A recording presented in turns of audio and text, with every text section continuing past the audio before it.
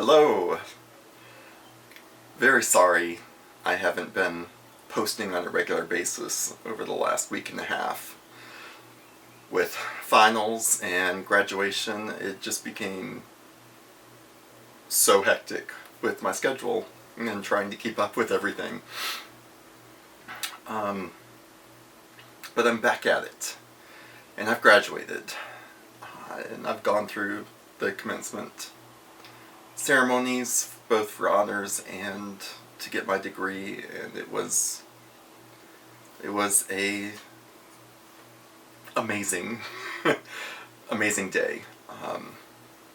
My parents, my dad and stepmom flew in, my mom was there, my husband, and my in-laws all there, and it was just a great day. And it will always be a memory now that I think about, and I'm so glad that I did it. So now I've got to figure out what to do with my life. I've got a degree. What do I do with it? In the meantime, this week I've just been running errands and doing some long overdue spring cleaning. Literally every nook and cranny, every piece of furniture pulled out and cleaned underneath, and that's actually a good thing to do. It's in my circles worksheet.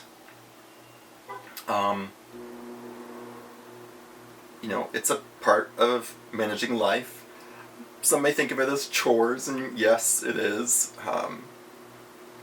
But those were the kinds of things that I neglected in the past, in my using days, and it's important to me now to include taking care of the house and cleaning and maintaining that part of my life, along with everything else, even the fun stuff. So, along with errands, I'm back doing more meetings, because now I can attend more. Idleness has always been a danger area for me in the past. I don't feel it as much as I used to. Every now and then, yeah. But I have so much to keep me busy with. And then I go to the noon meetings, and I have evening meetings that I can choose to go to as well. But the noon ones work out really great, especially right now, since I'm not working. And, even that, I'm kind of in flux, because we really want to take a week off and just go somewhere and relax in about 6 weeks. So how do I fit in a job right now? Yeah, sure, I could tell them if I was offered something. I have a planned trip already, but anyway, I'll deal with that. What I wanted to talk about was a really interesting topic that came up in one of my noon meetings here this week. And it was from the How It Works section of whatever big book your group may use. In the AA big book, it's the first paragraph of chapter 5 on page 58. The most recent edition, which I think is the 12th, maybe. Can't remember. But here's what it talks about. It says, "Rarely have we seen a person fail who has thoroughly followed our path. Those who do not recover are people who cannot or will not completely give themselves to this simple program." So the topic was simple. What's simple about the program? And what is our experience, strength, and hope around the concept of simple? Because honestly, the last, or before hitting bottom, those 23 years,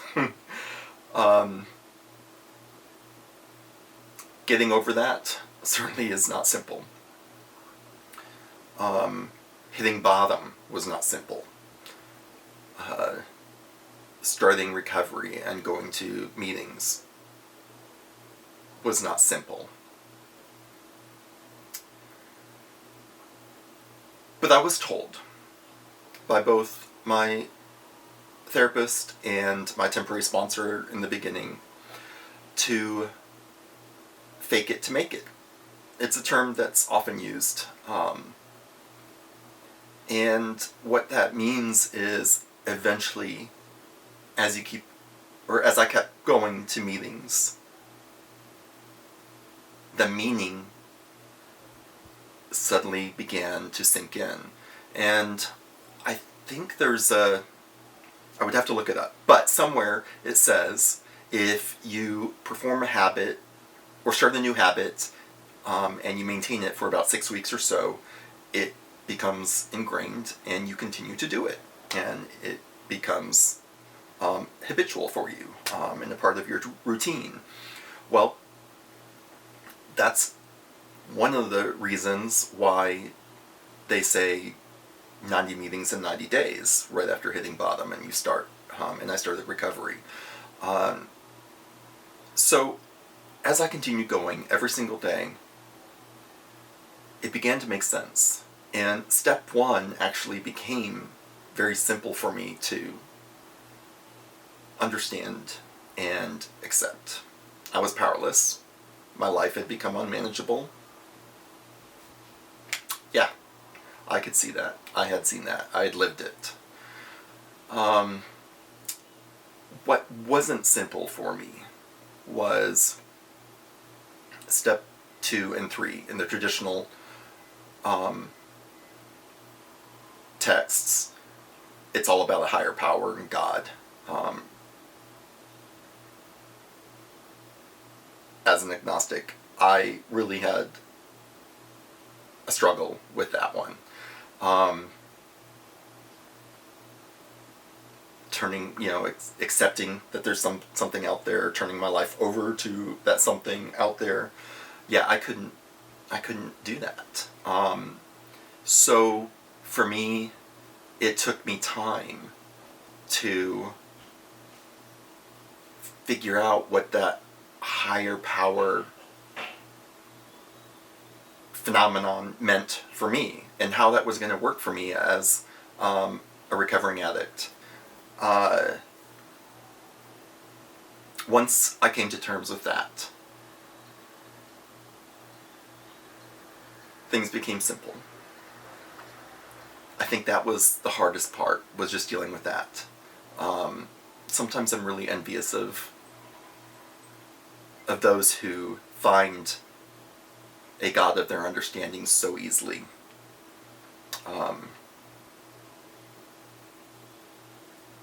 For me, I've described it numerous times.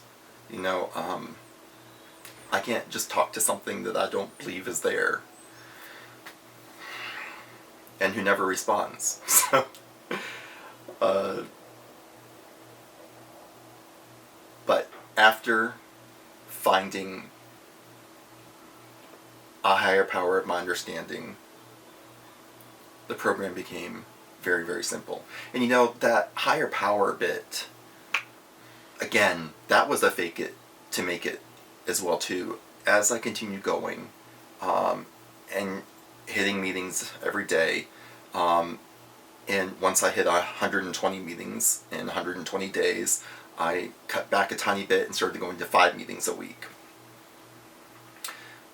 And as I kept going and as I kept listening, I was able to form my definition and what it meant to me and pull from those resources that I knew were there.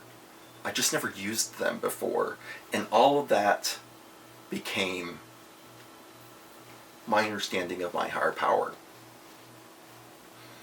I also went to step study every Saturday, and I actually hit bottom at a really good time because the step study group was just starting from step 1 over again. It takes about 3 to 4 years for them to go through all of the study steps and work the program that way, which is really cool because, I mean, talk about taking it easy and making it gentle on you. There's no rush to this. There is no reward for getting to step 12 really, really fast. You're not a winner, or I know I'm not a winner. I know when I reach step 12, that's not the end. I can't just say, okay, I'm going home now, and I'm done with the program. Yeah, it doesn't work like that. This is a disease. There's no cure. It will be with me for the rest of my life. The way I manage this disease is going to meetings, acknowledging the disease, connecting with people, taking my vitamin, every day or every few days, whatever works, for me at this time. So once I began working the steps in step study, I did find it very easy, and the emotions just kind of flowed out. The floodgate opened. It became really easy to tap into all that stuff that I had stuffed before and hidden so deep inside, and refused to access, refused to let anybody see it, tucked away so deeply even from myself. But it began to work, and I was no longer faking it, and it was no longer a struggle like it was in the beginning, the very beginning, those first few weeks. I would say that yes, at about 6 weeks, I could probably read in my journal that that's about when things became easier. It became something I wanted to do, and I needed to do, and I knew I needed to do it. So since then, now, almost 3 years later, because of how many things I have made a part of my habits and my routine, this has become a simple program. And living that simple program every day of my life. Simple. So that's all I have to share this evening.